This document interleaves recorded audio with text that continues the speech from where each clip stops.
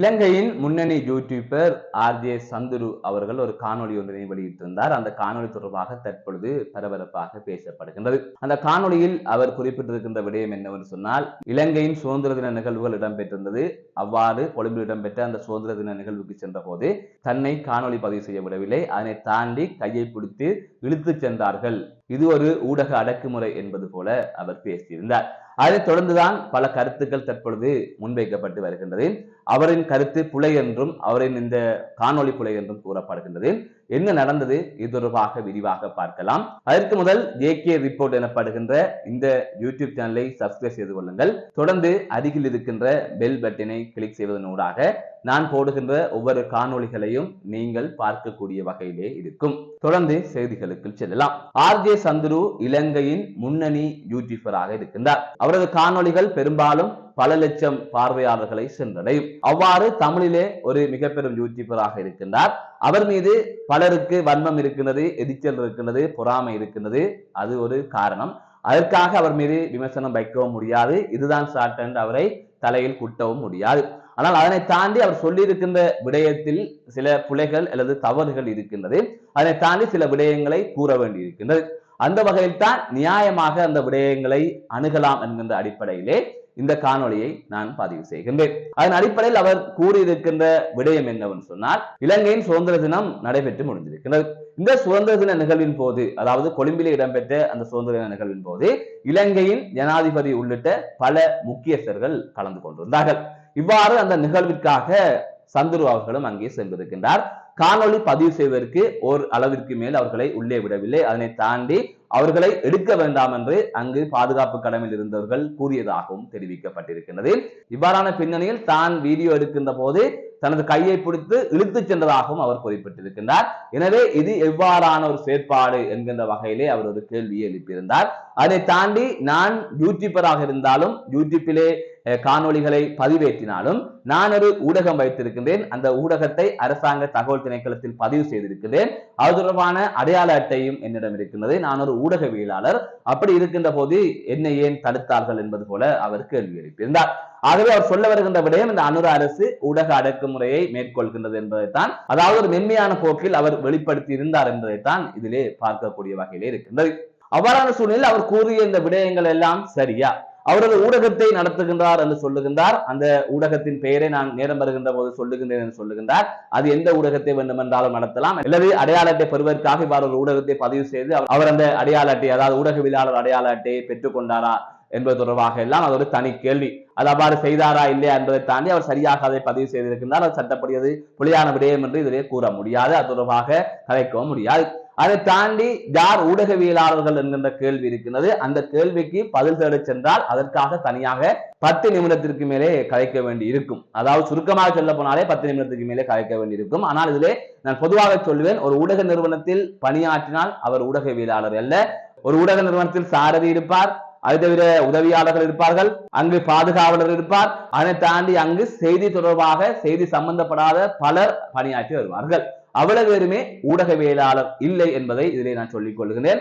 அதேவேளை யூடியூபர்ஸும் ஊடகவியலாளர் இல்லை. பேஸ்புக்கில் பந்தி பந்தியாக எழுதி போட்டாலும் ஊடகவியலாளர் இல்லை என்பதையும் இதிலே நான் சொல்லிக்கொள்ள விரும்புகிறேன். ஆகையால் அது தொடர்பான தெளிவை நீங்கள் ஒருவரும் பெற வேண்டும். செய்திகளுடன் சம்பந்தப்படாத யாருமே ஊடகவியலாளர் இல்லை என்பதை இதிலே நான் சுருக்கமாக கூறிக்கொள்கிறேன். அதை தாண்டி இதற்கு நீண்ட விளக்கம் இருக்கின்றது. அதை நான் இன்னொரு முறை உங்களுக்கு கூறுகின்றேன். இந்த நிலையில் இந்த விடயத்திற்கு வருவோம். அதாவது கொழும்பில் இடம்பெற்ற சுதந்திர தின நிகழ்வுக்கு சந்துரு அவர்கள் சென்ற நேரம் இப்படி ஒரு சம்பவம் நடந்ததாக கூறப்படுகின்றது. ஆனால் அதற்கு சில நடைமுறைகள் இருக்கின்றது. உண்மையிலே ஊடகவியலாளர் அடையாள அட்டை வைத்திருந்தால் அங்கு போலாமா என்று கேட்டால் அப்படியெல்லாம் போக முடியாது. இந்த நிலையில் தகவல் திணைக்களம் ஒரு விண்ணப்ப படிவத்தை அனுப்பும். அந்த விண்ணப்ப படிவத்தை நிரப்பி அனுப்பி அதற்கு முன்னனுமதியாகவே கூற வேண்டும் யார் யார் வருவார்கள் என்பதை இந்த ஊடக நிறுவனங்கள் அறிவிக்க வேண்டும். அதுவும் வரையறுக்கப்பட்ட நபர்கள் தான் இருக்கின்றது.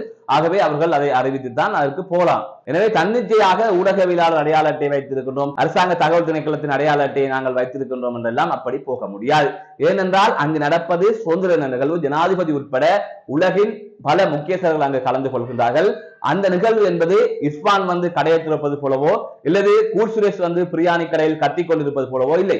அப்படியான நிகழ்வு என்று சொன்னால் பெரிய யூடியூபர் என்று சொல்லி உள்ளே விடுவார்கள். ஆனால் இது அப்படியான நிகழ்வு அல்ல. இது ஒரு இலங்கையின் சுதந்திர தினம். ஆகவே இதற்கு வரையறைகள் இருக்கு. ஆகவே இது தொடர்பாக ஒரு அறிவித்தல் வந்து அரசாங்க தகவல் திணைக்களத்தினால் வெளியிடப்பட்டிருந்தது. அந்த அறிவித்தலை இதிலே பார்க்கலாம். 2025ஆம் ஆண்டு 1ஆம் மாசம் 27ஆம் தேதி பிரதான செய்தி ஆசிரியர், பணிப்பாளர், செய்தி பிரிவு பிரதானிகள், இணையதள ஆசிரியர்கள், அரசாங்க தகவல் திணைக்களம். 77வது சுதந்திர தின கொண்டாட்டம் ஊடக அறிக்கையிடல் 2025 பிப்ரவரி மாதம் 4ஆம் தேதி. இவ்வாறுதான் ஒரு கடிதம் ஒன்று அனுப்பப்பட்டிருந்தது. அதாவது அரசாங்க தகவல் திணைக்களத்தினால் இவ்வாறு ஒரு கடிதம் ஒன்று அனுப்பப்பட்டிருக்கின்றது.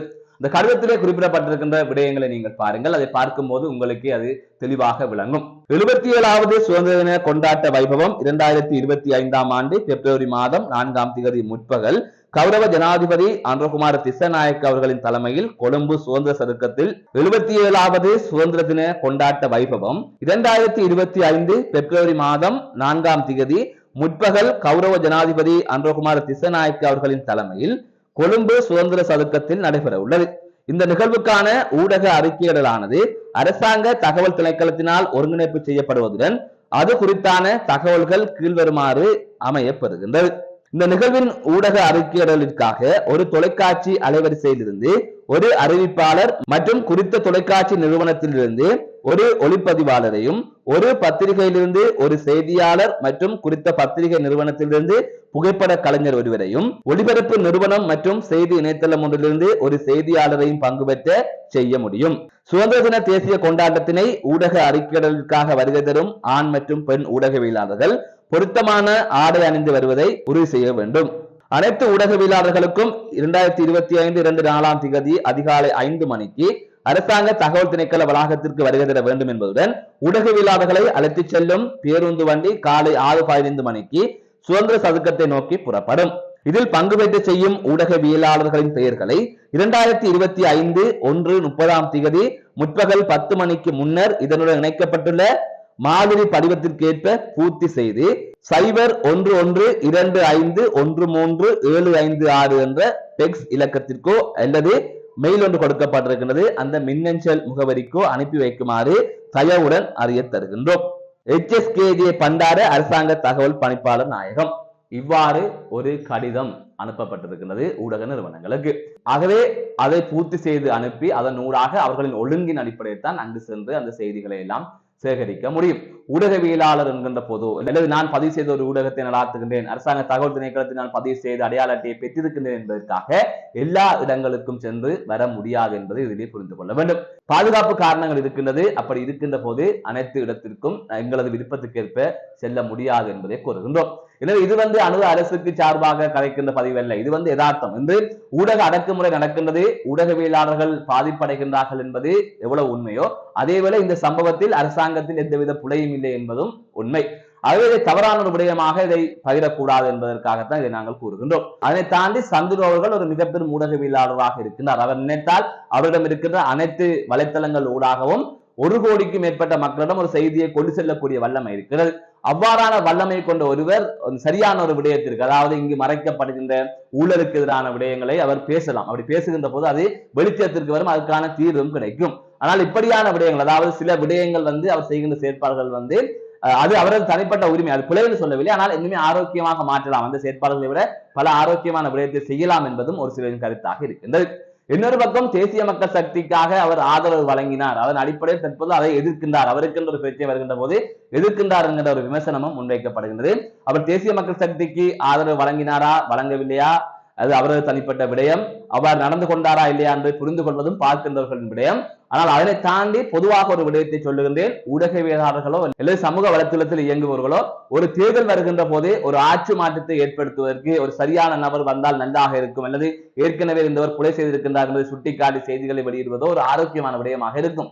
ஆனால் ஒருவர் ஆட்சிக்கு வந்தால் பிறகு அவருக்கு ஜால்ரா அடிப்பது என்பது ஏற்புடைய விடயம் அல்ல, சரியான முறையும் அல்ல. அதனால் மக்களுக்கு நன்மை வரப்போவதும் இல்லை என்பதை இதிலே கூறிக்கொள்கிறேன். ஆனால் அரசாங்கம் சரியான விடயத்தை செய்கின்ற போது அதில் பிள்ளைகள் இருந்தால் இல்லை இதுதான் சரி என்று சொல்வது வேறு விடயம். ஆனால் அரசாங்கத்தை நியாயப்படுத்த முயற்சிப்பது என்பது அது ஒரு தவறான ஒரு விடயமாகத்தான் இருக்கும். ஊடகம் என்பதும் ஒரு அரசாங்கத்திற்கு எதிர்கட்சியாகத்தான் இருக்கும். அதாவது தவறுகள் செய்கின்ற போது சுட்டிக்காட்டுகின்ற ஒரு எதிர்கட்சியாக இருக்க வேண்டும். அப்படி இருப்பதன் ஊடாகத்தான் எமது மக்களுக்கு ஏதாவது ஒரு நன்மையை இந்த துறையின் ஊடாக ஏற்படுத்தி கொடுக்க முடியும் என்பது எனது நம்பிக்கை. மீண்டும் ஒரு காணொலி சந்திக்கின்றேன். நான் நடராச ஜெயகாந்தன்.